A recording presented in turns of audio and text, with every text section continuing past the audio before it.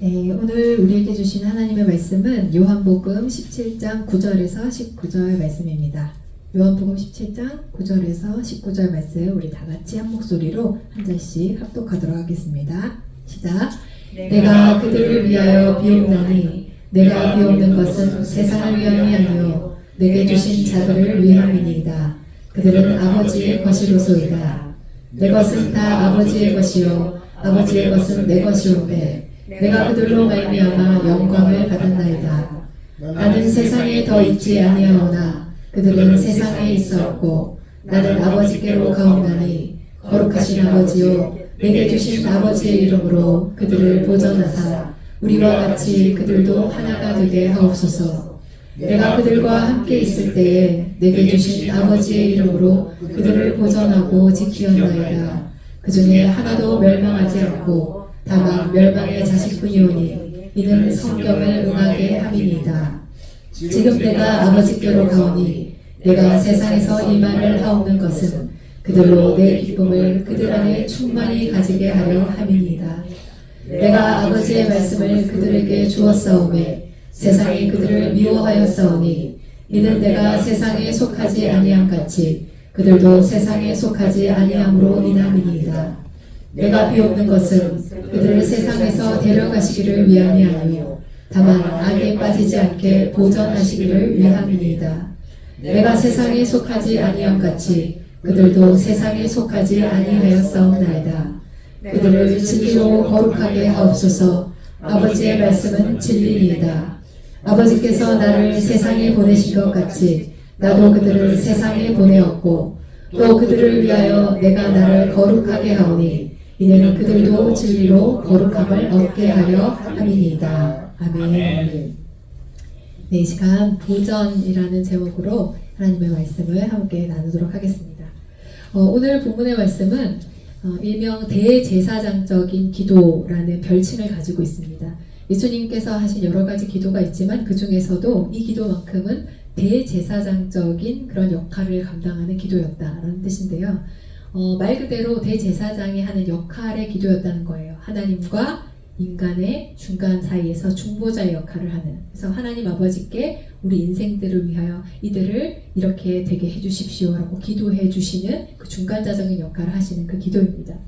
예수님께서 이런 기도를 하실 수밖에 없었던 상황은 바로 예수님께서 곧 이제까지는 이 제자들과 함께 동고동락하시면서 그 3년간을 같이 그들과 다니시며 직접적으로 지키실 수 있는 그런 시간이 허락되었다면 이제는 이제 이 땅에 오신 목적이라 할 수 있는 십자가 고난의 그 길을 가셔야 하고 죽음을 맞이하시고 그리고 다시 이제 부활하셔서 승천하여 가실 아버지의 이 보좌 옆으로 가시게 될 때에 이 남겨지는 이 제자들을 위한 이 중보함이 필요하셨다는 것이죠. 근데 쉽게 생각하면 만약 하나님께서 저에게 상미야 너 이제 이 땅에서의 삶을 좀 마감하고 이제 내 곁으로 오너라 라고 얘기하신다면 제가 하나님 저는 가는 거 너무 좋은데요. 그런데 제가 저희 새끼들, 제 자식들 주님께 맡겨드립니다. 저희 아이들을 위해서 기도하지 않겠습니까? 근데 그런 마음이셨던 것 같아요. 저는 이제 아버지께로 사명을 잘 감당하고 가면 되는데 이 남겨진 주님의 제자들 이들을 위한 그 절절한 어떻게 보면 이제 인간적으로 따지자면 이제 유언과도 같은 그죠? 그러한 아주 간절한 기도가 오늘 내용이라고 생각하시면 되는데요. 그 내용을 이제 한마디로 딱 압축해 보자면 아버지여 이들을 보전하여 주옵소서 이렇게 얘기하셨다는 거예요. 자 그렇다면 이 보전이라는 것에 대한 내용을 이제 우리가 알아볼 텐데 제가 이제 국어사전적인 의미를 찾아봤더니 보전은요 온전하게 보호하여 유지함이라는 뜻이에요. 자 그렇다면 여기에서 우리는 목적어가 생략됐다는 것을 알 수 있죠. 도대체 어떠한 모습을 어떠한 상태를 온전하게 유지해서 보호해 달라고 아버지께 말씀하신 것인가 그 내용을 알아야 남겨진 우리의 삶이 어떠한 방향으로 사라져야 되는지 그 내용을 알 수 있겠죠. 그래서 그 단서를 오늘 본문 말씀에서 우리가 찾아보기 원하는데요. 11절과 12절 말씀이에요. 11절 말씀에 뭐라고 되어 있습니까? 전체 부분 읽어볼까요? 시작!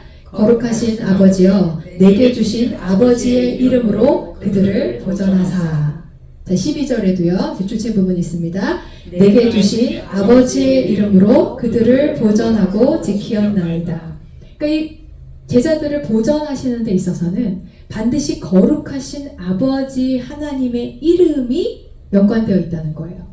이 부분에 대한 단서를 가지고 생각해 보자면 오늘 이 예수님의 대제사장적인 기도 외에 주님께서 가르쳐 주신 그 기도에서도 우리가 이와 유사한 내용을 발견할 수 있죠. 제가 이 설교 때마다 자주 여러분들에게 말씀드리는 부분이지만 제자들에게 너희는 이렇게 기도하라 라고 가르쳐 주신 그 마태복음의 내용을 보면 하늘에 계신 우리 아버지여 그 하나님 아버지에 대한 호칭을 부르고 나서 첫 번째 우리가 드려야 할 기도의 제목이 무엇이라고요? 이름이 거룩히 여김을 받으시오며. 그러니까 하나님 아버지의 이름이 거룩히 여김을 받으십시오라는 것이 우리의 기도에 있어서 가장 첫 번째 우선순위가 되어야 하는 기도 제목이라는 거예요. 그래서 제가 이 내용이 어떤 내용인지 여러분들께 말씀을 드렸는데 혹시 기억나시나요? 예, 기억이 나도 지금은 난다고 해서 시킬까봐. 네.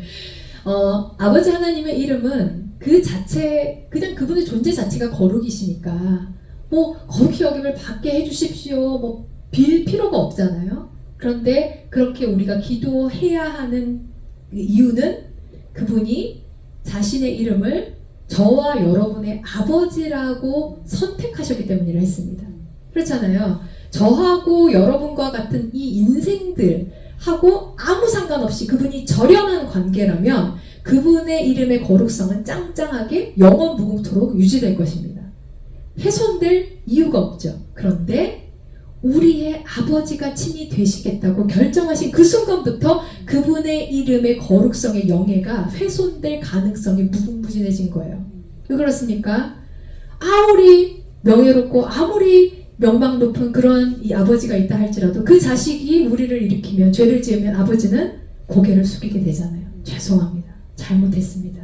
용서해 주십시오. 제가 잘못했습니다. 이렇게 하는 것이잖아요. 그러니까 우리와 아버지 하나님의 그 관계가 그렇게 아빠 아버지라 부르는 나는 너의 아비고 너는 나의 자식이라고 하는 그 인격적인 관계성을 하나님께서 우리에게 허락하시겠다고 결단하신 그 순간부터 그분의 이름의 거룩성은 훼손될 위험성을 품게 되었다.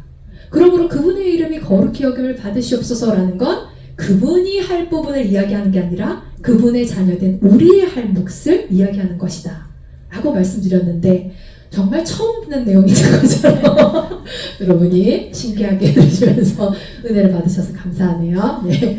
자, 그래서요 오늘 본문 말씀의 이야기도 결국 마찬가지인 것이죠. 결국에는 아버지 하나님의 그 이름으로 보전해 주십시오라는 우리가 보전되어야 할 상태는 무엇이다? 거룩이라는 말입니다. 그래서 오늘 본문에서 아예 확실하게 확정해서 말씀하셨어요. 17절에 뭐라고 되어 있습니까? 시작. 그들을 진리로 거룩하게 하옵소서. 앞에 아버지 그들을 보전해 주십시오라고 계속 얘기하시면서 마지막에는 아예 본론적인 부분을 명확하게 얘기하십니다. 그들을 거룩하게 해주십시오. 19절에도 뭐라고 되어 있습니까? 그들도 진리로 거룩함을 얻게 하려 함이니이다. 그러니까 예수님께서 마지막 떠나시면서 그토록 바라시던 간절한 소원 하나는 우리의 거룩함이 잘 지켜지도록 하나님 나라가 완성되는 그 마지막 때까지 이것이 훼손되지 않고 이 거룩함이 온전히 지켜지기를 간절히 기도하셨다는 거예요. 자, 그러면 여기서 질문 하나가 더 생기죠. 거룩은 무엇인가? 거룩은 구별됨을 뜻하는 것이죠. 그래서 하나님은 존재 자체가 그 거룩이신 거예요. 왜냐하면 속된 세상과 다르게 그분은 성스러운 분이시죠. 악한 세상과 다르게 그분은 선한 분이시죠. 거짓 가득한 세상 가운데 그분은 진실하신 분이시죠. 그러니까 모든 부분이 다 이렇게 구별됨으로 나타나는데 특별히 이 거룩에 대해서 주님께서 명확한 기준점을 말씀해 주셨는데요. 아까 읽었던 말씀입니다만 17절 같이 읽습니다. 그들을 진리로 거룩하게 하옵소서. 아버지의 말씀은 진리입니다. 자, 거룩은 구별되는 것을 얘기하는데 얘하고 구별돼 달라라고 할 때는 반드시 그 기준이 있는데 그 기준이 무엇이냐? 진리라는 거예요. 그런데 진리는 또 무엇이냐? 아버지의 말씀이라는 거예요. 정리해보자면 하나님 아버지의 말씀을 가진 자는 거룩한 사람, 안 가진 자는 거룩하지 못한 사람이라는 거예요. 그런데 이 분명한 기준점을 가지고 뭐라고 얘기하시냐면 주님이 내가 아버지의 말씀을 그들에게 주었사오매. 지금 아버지의 말씀을 소유한 자들이 어떠한 일을 겪냐면 세상이 그들을 미워하였사오니 이는 내가 세상에 속하지 아니함 같이 그들도 세상에 속하지 아니함으로 인함이니이다. 이렇게 얘기하는 거예요. 저는 어린 시절부터 이제 교회 안에서 거의 자랐죠. 그리고 또 열심히 있게 신앙생활을 한 사람이었기 때문에 친구들도 거의 다 믿는 친구들이고, 또 제가 이제 사역자가 되면서는 더 당연하게 이렇게 믿는 분들 속에서 사역을 했으니까요. 그런데 제가 항상 이해되지 않는 게 있었어요. 우리가 이렇게 교회 안에 하나님을 다 믿는다고 하는 사람들끼리 있는데 왜 이렇게 미워하지? 이렇게 따돌리지? 못 끌어내려서 안달이지? 이런 게 이해되지 않았어요. 근데 오늘 말씀 보면 이해할 수 있죠. 교회를 다니면 거룩해지는 게 아니고 뭐가 있어야 거룩해지는 거기 때문에 아버지 하나님의 말씀을 가진 자여야 거룩한 자이기 때문에 세상도 그냥 가짜는 안 건드려요. 왜냐하면 지랑 비슷하기 때문에 아군으로 인식합니다. 저는 교회는 다니는데 직분도 있는데 봉사도 하는데 니나 내나 뭐 도찐개찐이야 이걸 안 건드려요. 그런데 세상이 쟤 나랑 다른데? 하나님 아버지의 말씀이 나는 없는데 쟤는 있네? 라고 생각하는 순간 저거는 아군이 아니구나, 적군이구나 라고 인식한다는 거예요. 적군을 당연히 미워하지 않겠습니까? 그렇죠? 그래서 여러분들이 이제 이렇게 생각하셔야 돼요. 내가 남한테 막 얄미운 짓 해갖고 미움받는 거 말고 내가 잘못해가지고 미움받는 거 말고 내가 하나님 아버지의 말씀을 가진 자이기 때문에, 말씀을 가졌다는 건 무슨 뜻이겠어요? 말씀은 다 편만하게 들리잖아요. 제가 지난주에 네 밭의 비유도 말씀드렸지만 말씀은 뭐 이 밭에도 들리고 저 밭에도 들리고 다 상태가 다른 밭에 공평하게 들리지만 그것을 반응하는 그 밭의 상태에 따라서 진짜 말씀을 가진 자로 결실이 맺어지는 땅이 있고 그렇지 않은 땅이 있다고 했지 않습니까? 그렇죠? 그렇다고 본다면 여러분, 우리가 진짜 말씀을 가진 자라는 건 뭐겠어요? 들린 말씀이 나에게 부대껴져야 돼요. 내가 지금 말씀이 없는 상태로 살고 있었던 사람이라면 하나님 말씀이 왔는데 그게 어떻게 좋아요 이렇게 하면 반응이 되겠어요? 힘들다. 내가 그렇게 살 수 있을까? 근데 살아봐야지. 결단하고 나로서는 할 수 없지만 그것을 한번 해보는 거. 그러한 이 한 걸음 한 걸음이 쌓여서 결국에는 우리의 이 세월이 되고 우리의 인생이 되고 우리의 존재 자체가 바뀌는 것이잖아요. 그러니까 그렇게 말씀을 가진 자가 되어야, 그 신약 성경에 보면 그 제사장 스게와라는 사람의 7 아들이 나오는 그 부분이 있는데요. 이제 예수님의 이름으로, 우리부터 예수 그리스도의 이름으로 명하노니 하면서 막 이렇게 기적을 베푸는 것을 바울이 이렇게 보이니까 좋아 보이거든요. 그러니까 이제 이 제사장의 아들들이 똑같이 이제 벤치마킹 한 거예요. 예수님의 이름으로 귀신이 떠나가라 이렇게 하니까 귀신이 가짜네 하면서 야, 내가 예수도 알고 바울도 안 돼. 넌 누구냐? 이러면서 막 그 위에 타고 막 난리를 쳐가지고 혼나가지고 도망갔다, 이런 얘기가 있어요. 그러니까 내가 예수님의 이름을 그냥 갖다가 쓰는 게 중요한 게 아니고 그분의 이름이 내 삶에 실제로 영향력이 있는 그런 삶을 살아야 된다는 거예요. 아멘. 예수 그리스도의 이름이, 야, 예수 그리스도의 이름 너도 안 믿는데 뭘 그거 갖고 나보고 나가라고 그래. 이제 귀신이 비웃는 거죠. 그러니까 여러분, 어떻게 보면 악한 사탄이 귀신이니까 귀신 같지 않아요. 근데 진짜인지 아닌지. 그래서 이제 지난번에 식탁 공동체 때 제가 말씀을 드렸지만 이제 저희 교회의 예배 처소가 이미 이제 마련이 되었고, 이제 인테리어 그리고 뭐 음향 이런 부분들을 이제 최종 이제 견적을 받고 이제 그 부분을 결정하는 그런 가운데 있는데요. 아직 뭐 아무것도 안 했어요. 그렇잖아요. 시작을 하지 않았는데도 이 아파트의 입주민들이 얼마나 격렬하게 환영을 하는지 아주 현수막을 대대적으로 걸고 교회는 물러가라며. 네, 그래서 근데 처음에는 좀 그런 소식이 이렇게 현수막을 또 보고 이러니까 마음이 이렇게 좋지는 않더라고요. 이렇게 하나님의 교회가 들어서는데 물론 뭐 쌍수 들고 환영까지는 바라지 않았지만 이렇게까지 할 일인가 좀 이렇게 생각이 들었는데요. 제가 이제 어린이 교회 예배를 이제 저희 아이들을 데리고 토요일 날 하루 전날에 이제 드린다고 말씀드렸잖아요. 그래서 이제 제가 이런 얘기를 했어요. 실제로 저희 아이들이 현수막을 보기도 했고, 그런데 이제 얘들아, 하나님 아버지의 말씀을 가진 사람은 세상이 미워한대. 그럼 잘 생각해봐.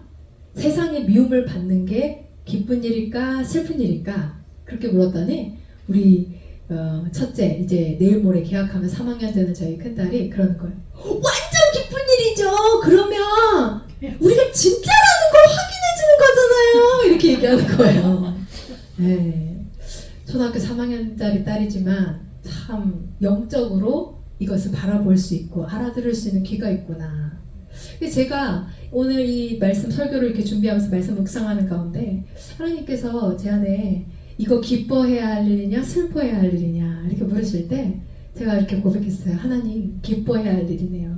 왜냐면 제가 이 하본교회를 출발하는 게 뭐 엄청 대단한 꿈과 포부를 갖고 한 게 아니에요. 저는 그냥 이 시대에 많이 널리고 널린 그런 교회 중에 그냥 하나가 되고 싶지 않고 그냥 제가 제 목마름과 제 배고픔 때문에 하나님, 저는 진짜 예배를 드리고 싶은데 하나님의 복음의 말씀으로 제 삶이 변화되고 그 삶이 다른 내 주위에 있는 사람들에게도 생명력 있는 변화로 나타나는 하나님과 우리가 인격적인 관계성이 이 땅 가운데서 먼저 누려져서 그 땅에서 완성됨을 온전히 누리게 되는 그 기쁨의 생활을 하고 싶어서 제가 이걸 시작한 건데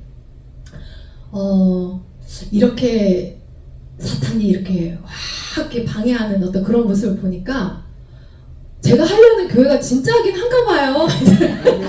네, 그런 생각이 드는 거예요. 왜냐면 이런 케이스가 일반적이지 않거든요. 교회가 들어선다고 모두가 이렇게 하진 않아요.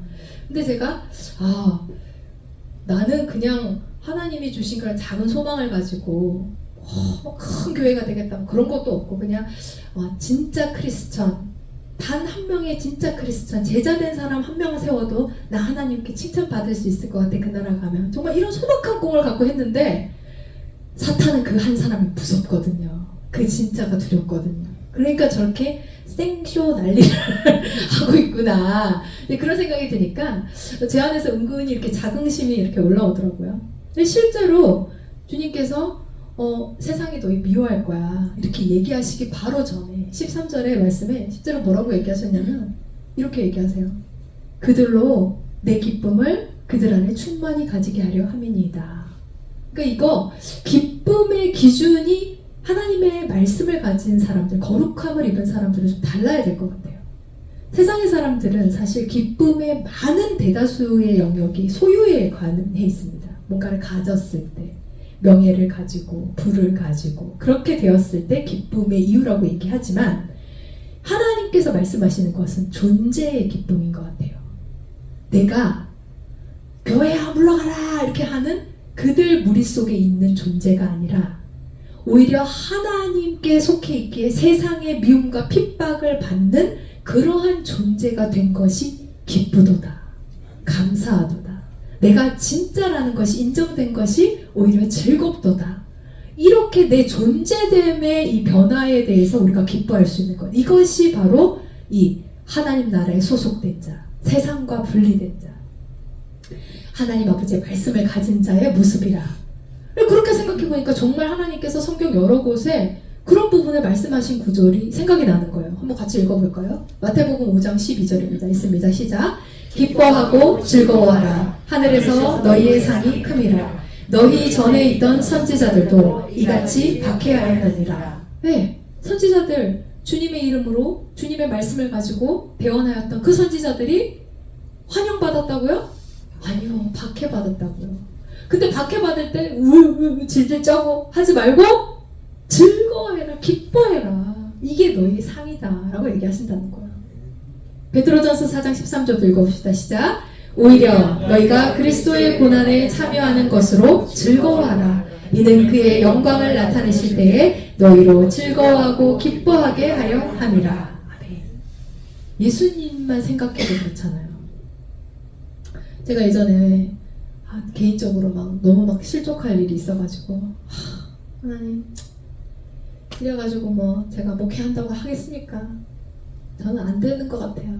너무 이렇게 막 자괴감에 빠져가지고 막 실망되려고 할 때 주님이 저에게 이렇게 한마디 하셨어요. 장미야, 그렇게 치면 나 3년 공생에 다 실패한 거다. 다 도망갔다.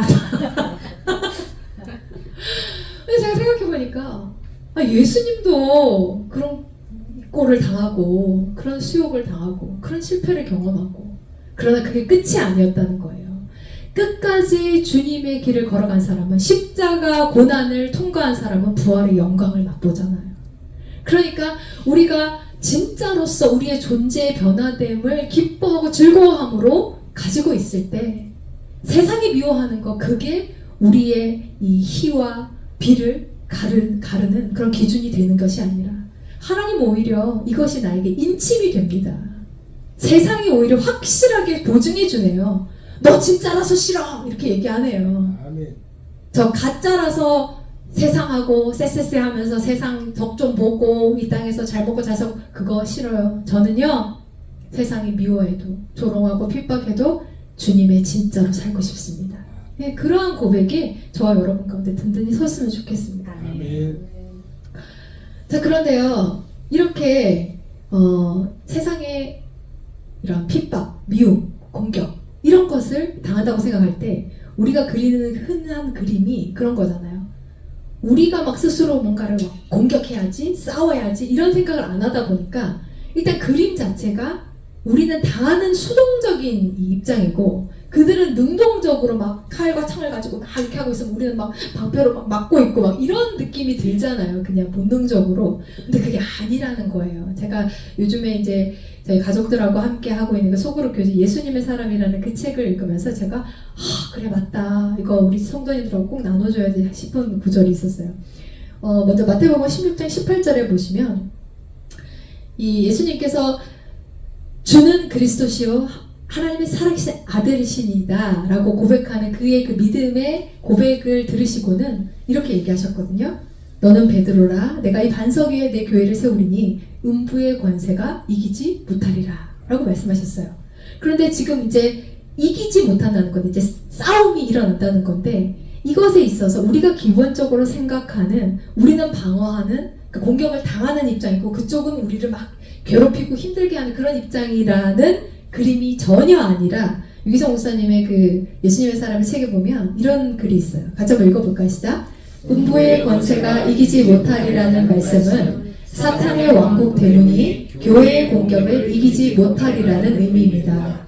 우리는 그동안 영적 전쟁에 대해 생각할 때 마귀가 교회와 그리스도인들을 공격하고 우리는 그것을 막아내는 것으로 생각해왔습니다. 그러나 실상은 그와 정반대입니다.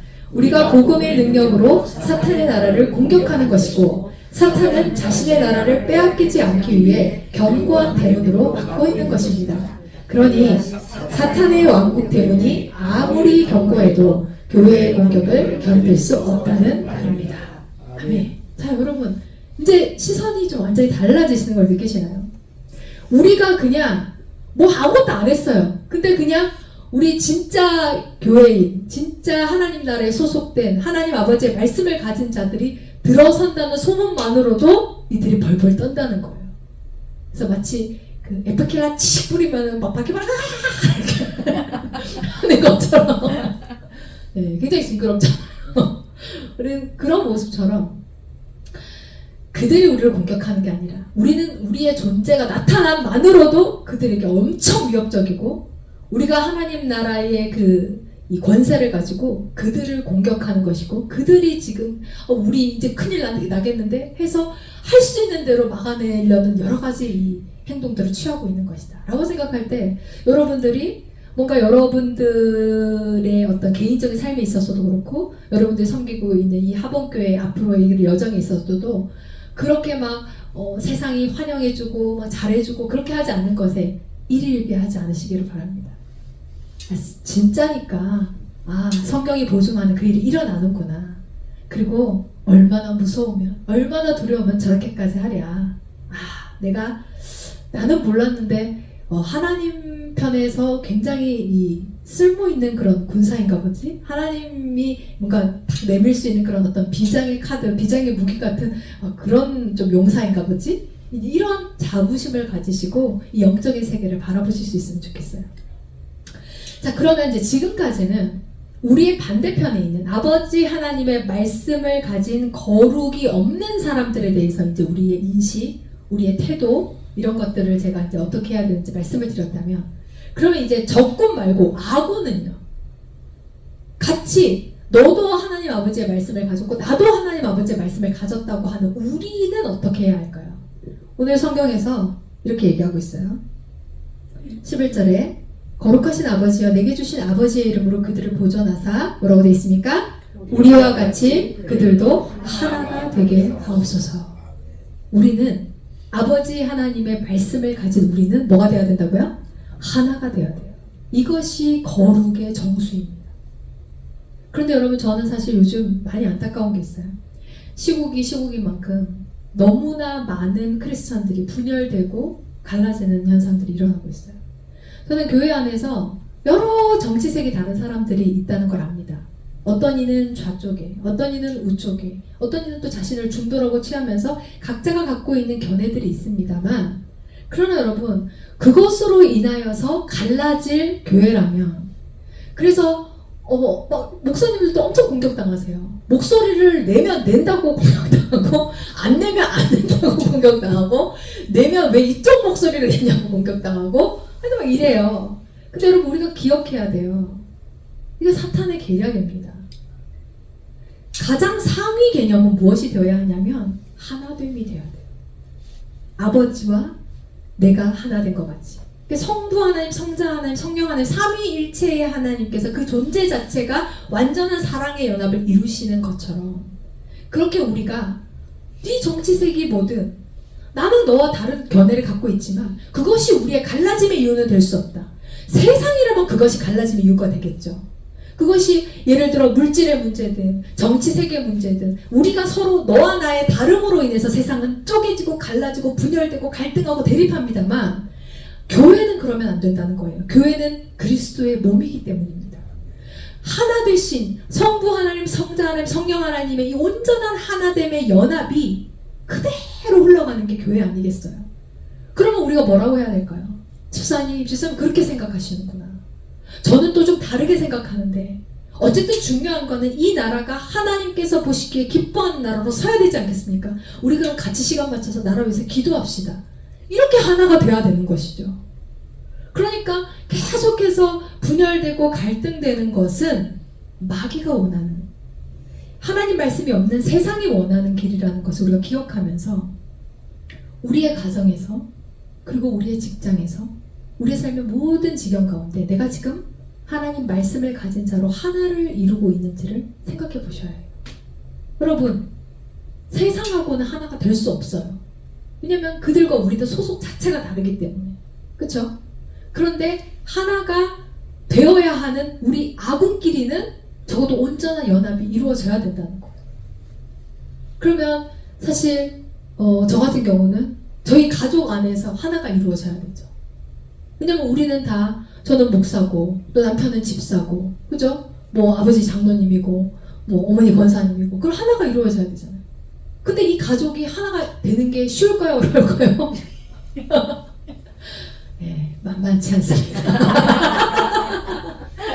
여러분은 제가 이렇게 맨날 이렇게 웃는 낯으로 매주 이렇게 사니까, 아니 저 집은 문제가 없어 보여, 평탄한가 봐 이렇게 생각하시지만 주중에 여러 가지 피 흘림이 예, 피 흘림을 겪고 이제 여기에서 승리의 고백을 하게 된다는 것을 여러분이 알아주셨으면 좋겠어요.